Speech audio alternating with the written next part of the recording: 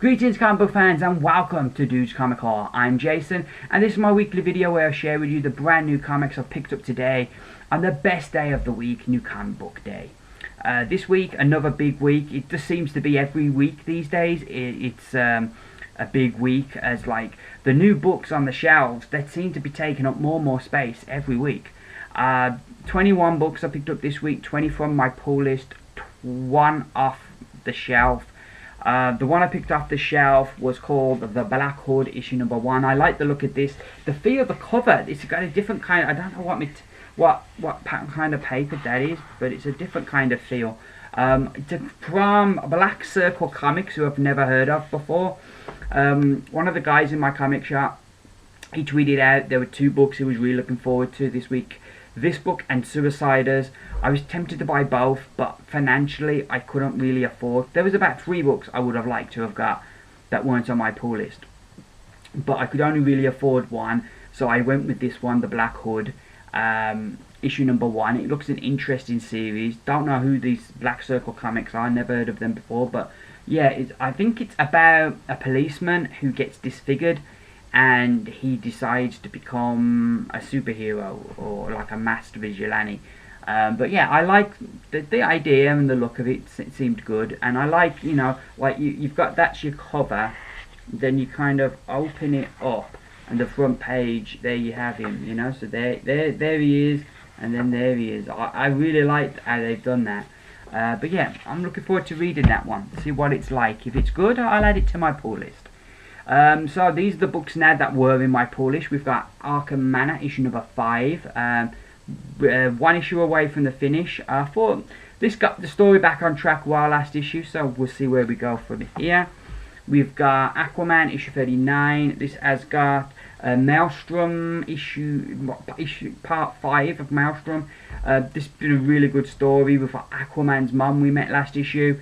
They gave me the variant edition with which I quite like that, with Harley Quinn on the cover. They seem to have a theme every month, DC, for their variants, which, yeah, it's quite good. I think that they kind of theme them, but I like that one. Yeah, so that was good. I'm enjoying that series.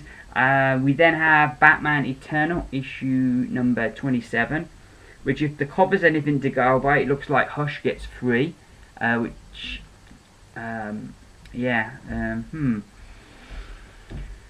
this book hasn't been so good lately. The last 3 issues have been a bit weak, and considering this book finishes at issue 52, you'd think by now we'd know who the big bad was, so I'm a bit disappointed in this so far, and I'm really worried because I've enjoyed this book for the main part. For the majority of its run, I thought it's been really good. But just the last 3 issues, it's kind of seemed to be losing momentum, losing steam, and I hope it doesn't end on a whimper because it's been a really good series. We've then got Batman 66 with a bit of Joker action in there, so that's always good. We've got Batman issue 39. Speaking of Joker action, it doesn't have anything on it on the cover saying Endgame, but I hope it's continuing Endgame because I've really been enjoying Endgame. I think they've really got back on form. Capullo has just been super consistent since the start of this book anyway, and his art, if anything, gets better. But I didn't like Snyder's last story, but this one I feel he's really redeemed himself, and it's a really strong story. So yeah, really been enjoying this. Looking forward to getting into that. That will definitely be, if not the first book, one of the first books I read this week. We've then got Deathstroke issue 5, and there's so many Batman books this week, and he's spreading. He's even in Deathstroke, so a bit of more Bats action there. But it should be good seeing Batman take on Deathstroke. We then got Gotham by Midnight issue number 4. I'm not sure if I'm going to keep buying this one. I really like the Spectre as a character, and that's the hook that might keep me buying this. But Temple Smith, I think he's leaving the book. When they announced all the new creative teams after Convergence, he was not on Gotham by Midnight. And so it's still got the same writer, Ray Fawkes, but it's going to have a different artist. And the thing is, most books, they change the artist and you get used to the new guy. But Ray Fawkes' work is so unique, and it adds so much to the book. Like when he left 10 grand, it just was never the same book. So I am a bit concerned. I don't know if I'm going to keep this book on my pull or if I'm going to drop it. Time would tell. I think I'm going to wait and see what the new artist is like, and give him a couple of issues, and make my decision then. But yeah, I don't know, and I'll definitely be wary in the future of buying a Templesmith book. I might wait for the trades in future, because while I think his art is really atmospheric and adds a lot to a book, he's just not somebody who's going to sit with you for the long haul. We've then got The Flash, issue number 39, another variant cover there, Flash with Harley Quinn.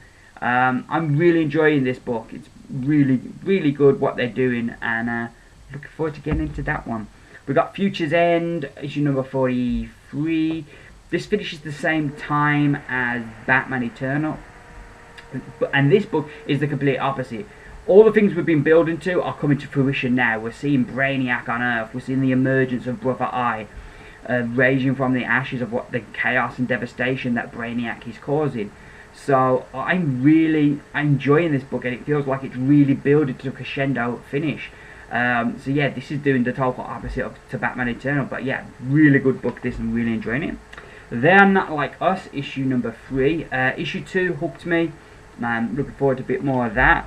We then got The Amazing Spider-Man, issue number 15. We have an epilogue to Spider-Verse. There's still a lot of things kind of loose. What's going to happen? The Great Web now, they've got nobody to kind of control it. What's going to happen with Superior Spider-Man? Is he going to try and pull anything? There's a lot of loose ends that I'm looking forward to seeing if they're going to get tied up this issue. We've then got Daredevil issue 13. This is the beginning of the final story by the creative team of Mark Waid and Chris Samney. It's going to be very, very sad to see these two move on. I've really grown to love the Daredevil character, and it's because of their great writing that he's become one of my favourite Marvel characters. And I'm going to be very interested to read this book with different creative teams from now on. Because yeah, I kind of equate so much of this character's great moments with the work that these two writers, this creative team, have done. So it's going to be sad to see them go, but I'm looking forward to seeing them go out with a bang, hopefully. We then have Fantastic Four, issue 643. Speaking of going out with bangs, we continued The End Is Forever. This is part 2. So I'm enjoying what Robertson's doing with the book, but it is sad that there's not going to be a Fantastic Four book, and this is the end. They could always relaunch it after Secret Wars, you know, and faked us all out, but the word around the campfire is that is the end. That, as far as they're concerned, they're not going to have any Fantastic Four books again. We then have Inhuman, issue number 12. Get the reunion of Medusa and Black Bolt, which should be good. We then have New Avengers, issue 30, which it's got Captain Britain on the cover, so that's got me hooked. We have Star Wars Darth Vader, issue number 2. Love the first issue. I really enjoyed it. I thought they got everything perfect. There were some fantastic moments for Vader. He's a difficult character to write because you don't want to write that internal monologue, because you want that mystery to be there with what is he thinking, what is going on. But then to write a book where you're not getting that internal monologue with a character can be quite tricky. So it's going to be interesting how Kieran Gillen manages that. But I enjoyed the first issue, so I'm on board. We've got Spider-Gwen, issue number 1. I am denied about this one a bit, but I added it to my poll. Is it going to be a bit Batgirlish? Which doesn't Batgirl? I'm glad that there's different books. It isn't all about what Jason likes, but that book's just not for me. And I was a bit concerned, is this going to be the same kind of vibe? Hopefully not, but we'll see. But I just love alternate universes and alternate worlds, and seeing a world where instead of Spider-Man we've got Gwen Stacy who became Spider-Woman. I like that. I like that difference. So we'll see. I'll give the book a go. I'll probably give it like 6 issues, which is the first volume, which is usually the first arc. So I'll probably give it 6 issues, and if I'm not feeling it, drop it then. We then have 4 annual. Issue number 1. This features, I think, a number of like short stories in this. Which I always kind of grumble when you have an annual like that. You know, I'm paying like, you know, it's $4.99, which is £4.15, and you know, you're not even getting a complete story. But one of the stories is written by CM Punk, which is interesting, because I kind of find it ironic. One of the reasons he left the WWE, one of his big bugbears, things that really pissed him off, was that when it came to WrestleMania, he worked a match with Undertaker, and Undertaker got paid a lot more money than he did, and he was like, we're in the same match, we should get the same money. And I'm looking at him now, he's coming in here, and he's the only reason he's getting to write this book is because of his celebrity. He's a celebrity comic book fan, and so he's getting the opportunity to write a book. Now, he might be brilliant at it, he might be rubbish, but he's getting an opportunity based off his name. Just like Undertaker every year would get one of the top matches in Mania because he's a legend, and he's a legend, and he gets that celebrity. Punk hasn't even earned being a writer, and Undertaker at least earned his spot at WrestleMania, and was a big part for like all those undefeated years. He was such a big part of WrestleMania. So he got Punk here. I wonder if he's getting the same as the other writers, or if he's getting celebrity money. We'll see. But you would argue, the argument would be of giving Punk that higher money is that he's got a celebrity name, more eyes on the annual, more annuals sold, so he's worth paying that bit of extra for, which is the same argument they made for WrestleMania, bringing Undertaker in, work that one match and pay him more money, because yeah, he's going to be a big part of the build and that, and get more eyes on Mania. You know, so I find it ironic that Punk is kind of perpetrating the thing that he had a problem with going on previously, but it's a whole separate thing. And anyone out there who isn't a wrestling fan is probably completely lost right now. We then have Doctor Who, 12th Doctor, issue number 5. Loving this series, looking forward to that. And finally, Quantum and Woody Must Die, issue number 2. I did not enjoy Q2, The Return of Quantum and Woody, issue 5. I thought that was the first real big disappointment I've had since reading Valiant. So I'm going into this, and I'm kind of a bit soured on Quantum and Woody, so I'm hoping this book is going to redeem them for me. So those are my books. I will be back on Monday with a review video. I'm working Friday, Saturday, Sunday, so there'll be no review video until Monday.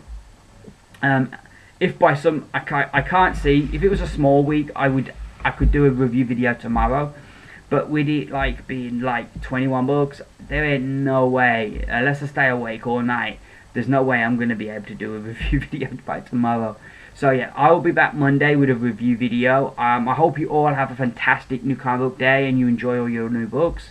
Please, if there's anything I've really missed out on, please in comments below let me know. If you enjoyed this video, please give me those beautiful thumbs up.